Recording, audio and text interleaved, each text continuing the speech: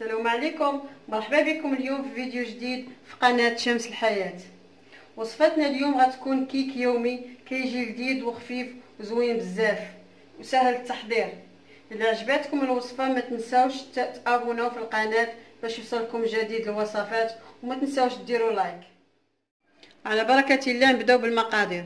هنا عندي 3 البيضات بحراره المطبخ، كاس سكر حبيبات، كاس ديال الزيت النباتي، قشور ديال البرتقاله محكوكين، هنا كاس ديال دانون نكهه الموز او البنان، يعني ضروري تكون نكهه البنان. هنا ثلث كاس ديال عصير البرتقال.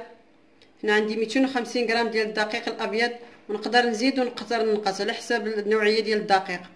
هنا عندي 2 الخمارات 7 غرام، يعني غنحتاج 14 غرام. نبداو في طريقه التحضير. هنا درت 3 البيضات وكاس ديال السكر سنيده ورشه الملح، غنطربهم مزيان تيتفتح اللون ديال البيض.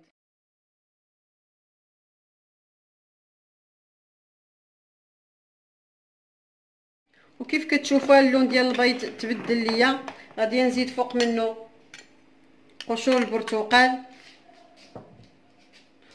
ونزيد الكاس ديال دانون،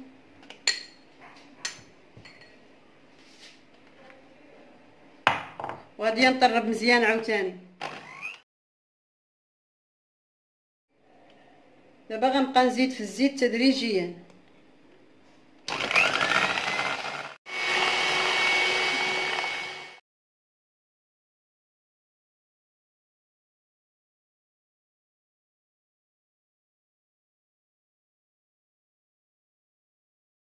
دابا غنبقاو نزيدو في الدقيق تدريجيا الخميره، ونبقى نحرك غير بشويه تيتجانس لينا الدقيق مع الخليط.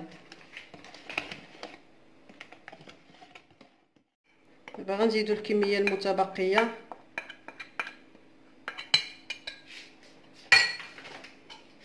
الخماره اللي كانت باقا لينا.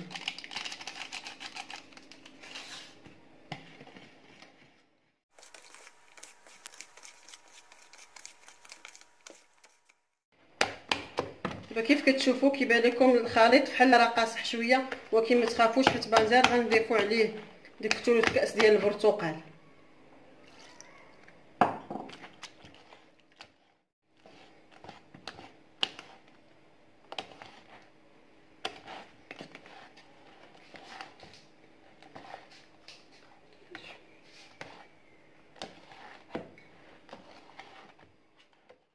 ها الكيك ديالنا واجد كيف كتشوفوا.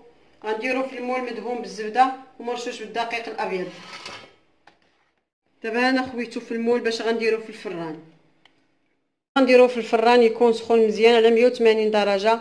غنشعلو عليه من التحت حتى يطلع يبان لينا بدا طاب، عاد نشعلو عليه من الفوق باش يتحمر. كي كمل بعد ما جبدتها من الفران كيف كتشوفوا دهنتها بمربى بالمشمش وغنرش عليها الكوك. الا بغيتو تخليوها طبيعيه يعني ما ديروا لها لا كوك لا والو، حتى هي كتجي رائعه. هذا مجرد تزيين وصافي. دابا كيف كتشوفوا غنقطع معكم واحد المورسو باش تشوفوها كيف جات. ها نتوما راه من الشكل كتبان انها خفيفه وهشه ورطبه.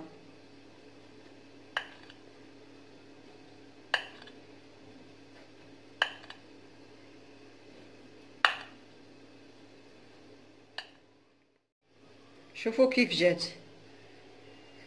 رائعه وهشه ورطبه.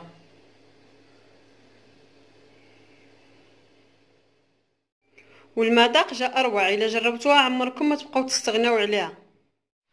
ونتلاقاو ان شاء الله في فيديو جديد ووصفه جديده.